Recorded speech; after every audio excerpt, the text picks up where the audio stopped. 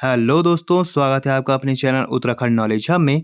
दोस्तों, आज मैं आपके लिए Uttarakhand UK UK triple SC सामान्य अध्ययन टेस्ट सीरीज 6 लेके आया हूं, जो कि Uttarakhand lower PCS, upper PCS, स्नातक स्तरीय परीक्षा, वीडियो, बीपीडीओ, पटवारी, लेखपाल, पुलिस व उत्तराखंड की सभी सरकारी भर्ती परीक्षाओं हेतु समान रूप से उपयोगी है। तो चलिए दोस्तों, आज का टॉपिक शुरू करते हैं। तो दोस्तों, उत्तराखंड यूके ट्रिपल एससी सामान्य अध्ययन टेस्ट सीरीज 6 में तो दोस्तों इसमें पहला प्रश्न है, भ्रष्टाचार को नियंत्रित करने के लिए भारत सरकार का संगठन कौन सा है? तो दोस्तों यह है केंद्रीय सतर्कता आयोग। अगला प्रश्न है, वह कौन सा मुख्य कारक था जिससे शहरीकरण के स्वरूप पर गहरा प्रभाव पड़ा? तो दोस्तों वह था औद्योगिकीकरण। अगला प्रश्न है, भारत में पहली रेलवे टर्मिनल कौन सा था? तो दोस्तों वह था बोरीबंदर, महाराष्ट्र। अगला प्रश्न है, दक्षिण पश्चिम मानसून के समय आर्द्र पवनें कहाँ बहती हैं? तो दोस्तों यहाँ समुद्र से स्थल की ओर बहती हैं। अगला प्रश्न है, वनों के वितरण को दिखाने वाले मानचित्र हैं? तो दोस्तों वह है थीमेटिक मानचित्र। अगला प्रश्न है, एग्रोस्ट्रोलॉजी किसके अध्ययन से संबंधित है? तो दोस्तों यह घास के अध्ययन से संबंधित है। अगला प्रश्न है, तीन ओर से सागरों से घिरे हुए भूभाग को क्या कहा जाता है? तो दोस्तों इसे प्रायद्वीप कहा जाता है। अगला प्रश्न है, भारतीय अर्थव्यवस्था में परिवहन का मुख्य साधन क्या है? तो दोस्तों यह है रोडवेज। अगला प्रश्न है, अंतर्राष्ट्रीय व्यापार के संदर्भ में डंपिंग का क्या अर्थ है? तो दोस्तों इसका अर्थ है उत्पादन की वास्तविक लागत से कम या उसके घरेलू बाजार में मूल्य के नीचे कीमतों पर माल निर्यात करना। अगला प्रश्न है, ऋग्वैदिक काल में ग्राम प्रमुख को क्या कहा जाता था? तो दोस्तों ऋग्वैदिक काल में ग्राम प्रमुख को ग्रामीणी कहा जाता था। अगला प्रश्न है, किसान कॉल सेंटर कब बनाया गया? तो दोस्तों यह बनाया गया था जनवरी 2004 में।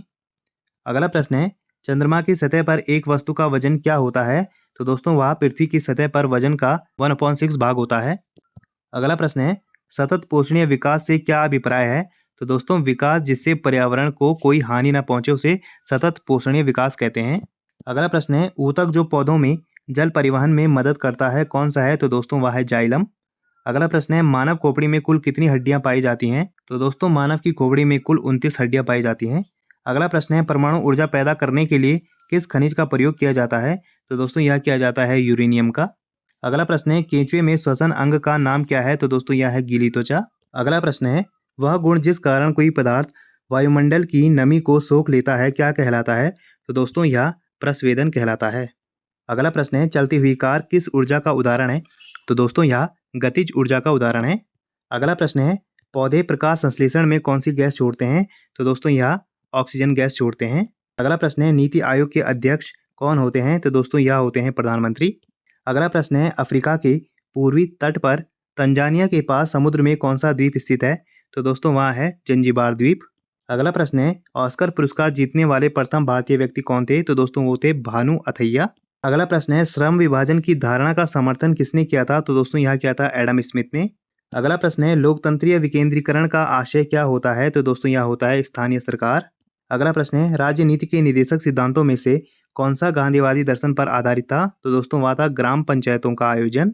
अगला प्रश्न है, किस युद्ध ने भारत में फ्रेंच शक्ति को समाप्त कर दिया? तो दोस्तों वह था वाडिवाश की लड़ाई। अगला प्रश्न है, कलिंग युद्ध के बाद किसने महाराज अशोक के रूपांतरण को दर्ज किया? तो दोस्तों यह किया रॉक एडिक्ट 13वें ने। अगला प्रश्न है, माई अनफॉरगेटेबल मेमोरीज किसकी आत्मकथा है? तो दोस्तों यह ममता बनर्जी की आत्मकथा है। अगला प्रश्न है, अत्यधिक प्रदूषणकारी उद्योग किस कोटि में आते हैं? तो दोस्तों यह लाल कोटि में आते हैं। अगला प्रश्न है, करगम कहाँ का लोक नृत्य है? तो दोस्तों यहाँ तमिलनाडु का लोक नृत्य है। अगला प्रश्न है, 8,470 मीटर की ऊंचाई पर विश्व का 5वां सबसे बड़ा पर्वत कौन सा है? तो दोस्तों वह है मकालू। अगला प्रश्न है, कागज आविष्कार सर्वप्रथम कहाँ हुआ? तो दोस्तों यह हुआ था चीन में। अगला प्रश्न है, पहला मुस्लिम आक्रमणकारी सन 712 में भारत आया था, उसका क्या नाम था? तो दोस्तों उसका नाम था मोहम्मद बिन कासिम। अगला प्रश्न है, पीतल किसकी मिश्र धातु है? तो दोस्तों यह कॉपर और जिंक की है। अगला प्रश्न है, बल्ब फूटने पर तेज आवाज क्यों होता है? तो दोस्तों यह इसलिए होता है क्योंकि इसके अंदर शून्य निर्वात होता है। अगला प्रश्न है, दाढ़ी बनाने के लिए किस दर्पण का उपयोग होता है? तो दोस्तों यह होता है अवतल दर्पण का। अगला प्रश्न है, रबड़ को कड़ा करने के लिए उसके साथ किस पदार्थ को मिलाया जाता है?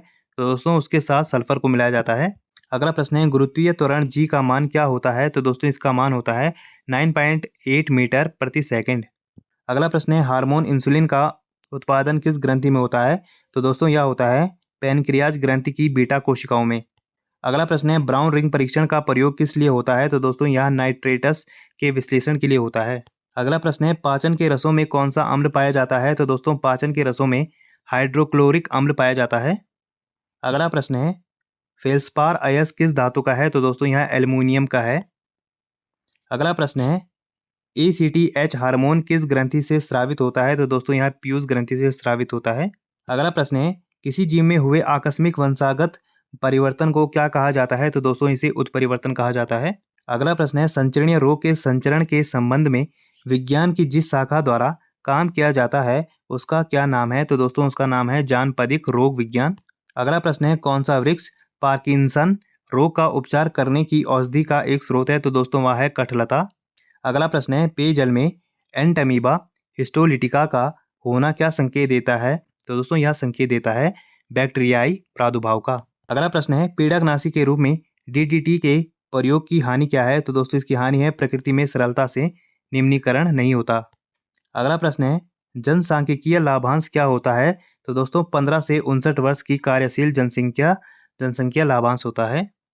अगला प्रश्न है नील दर्पण नामक पुस्तक किसने लिखी है? तो दोस्तों यह दीनबंधु मित्र ने लिखी है। अगला प्रश्न है अवध के ब्रिटिश साम्राज्य में मिलने के समय अवध के नवाब कौन थे? तो दोस्तों उस समय अवध के नवाब थे वाजिद अली शाह। अगला प्रश्न है HYSIS नामक उपग्रह का प्रक्षेपण किस यान से किया गया था? तो दोस्तों यह किया गया था PSLV C-43 द्वारा। अगला प्रश्न है घातक क्या है? तो दोस्तों यह लड़ाकू विमान है। अगला प्रश्न है वोट देने का अधिकार भारतीय संविधान के किस अनुच्छेद में आता है? तो दोस्तों यह आता है अनुच्छेद 326 में। अगला प्रश्न है पूर्व पश्चिम गलियारा में पूर्वोत्तर भाग कौन सा है? तो दोस्तों यह है सिलचर। अगला प्रश्न है डेट्रॉयट नामक नगर किसके लिए प्रसिद्ध है? तो दोस्तों यह प्रसिद्ध है ऑटोमोबाइल के लिए। अगला प्रश्न है 1919-20 ईस्वी में दरभंगा किसान आंदोलन के प्रमुख नेता कौन थे? तो दोस्तों यह थे सहजानंद सरस्वती। अगला प्रश्न है भू स्थिर उपग्रह पृथ्वी से कितनी ऊंचाई पर स्थित होता है? तो दोस्तों यह पृथ्वी से 36,000 किलोमीटर की ऊंचाई पर होता है। अगला प्रश्न है उत्पादक और खाने के क्रम को क्या कहते हैं? तो दोस्तों इसे खास श्रृंखला कहते हैं। अगला प्रश्न है भारत में प्रत्यावर्ती धारा AC का मान क्या होता है? तो दोस्तों यह होता है 50 हर्ट्ज। तो दोस्तों आज हमने उत्तराखंड UKPSC UK SSS सामान्य अध्ययन टेस्ट सीरीज 6 देखा जो कि परीक्षा की दृष्टि से बहुत ही ज़्यादा महत्वपूर्ण है। और ऐसी ज्ञानवर्धक वीडियोस के लिए आप मेरे चैनल को लाइक कीजिए, कमेंट कीजिए, शेयर कीजिए, सब्सक्राइब कीजिए और मुझे इंस्टाग्राम पे फॉलो कीजिए। और इस वीडियो की PDF फाइल के लिए आप मुझे मेरे टेलीग्राम पे ज्वाइन कीजिए, वहाँ आपको इस वीडियो की PDF फाइल मिल जाएगी। और जितना हो सके इस वीडियो को अपने यार दोस्तों के साथ शेयर कीजिए और मेरे चैनल को ज़्यादा से ज़्यादा सब्सक्राइब कीजिए। Thank you.